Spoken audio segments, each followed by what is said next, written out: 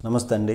అల్లు అర్జున్ పుష్ప సినిమాపై ప్రముఖ ప్రవచనకారుడు గరికపాటి నరసింహారావు గారు సంచలన వ్యాఖ్యలు చేశారు. ఆ వ్యాఖ్యలు ఇప్పుడు వైరల్గా మారాయి.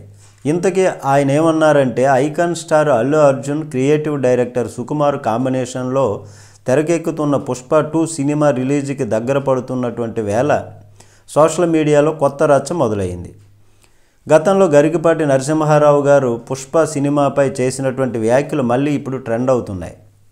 ఆయన ఏమన్నారంటే, 2021లో పుష్ప సినిమా రిలీజ్ అయినటువంటి సమయంలో ఇలాంటి సినిమాలు సమాజానికి హానికరము అంటూ గరికపాటి నరసింహారావు గారు చేసిన వ్యాఖ్యలు ఇప్పుడు వైరల్గా మారాయి. ఇవి అందరికీ తెలిసినటువంటి విషయమే. ఆయన ఓ ఇంటర్వ్యూలో మాట్లాడుతూ, ఎర్రచందనం స్మగ్లింగ్ చేసే వ్యక్తిని హీరోగా చూపించడం ఎంతవరకు సమంజసం? సినిమా మొత్తం స్మగ్లింగ్ చూపించి చివరిలో మంచిగా చూపిస్తాం, తదుపరి భాగం వరకు వేచి చూడండి అంటారు. ఇది ఎంతవరకు న్యాయం? ఈలోపు సమాజం చెడిపోదా? స్మగ్లింగ్ చేసే వ్యక్తి తగ్గేదేలే అంటాడా? ఇప్పుడు అదొక ఉపనిషత్తు సూక్తి అయిపోయింది. ఈ చిత్ర హీరో దర్శకుడు తనకు సమాధానం చెప్తే కడిగేస్తా, ఒక కుర్రాడు ఎదుటి వ్యక్తిని కొట్టి తగ్గేదేలే అంటున్నాడు. ఈ డైలాగు వల్ల సమాజంలో నేరాలు పెరిగిపోతున్నాయి.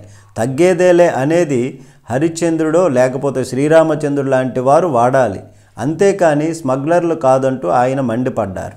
నమస్తే.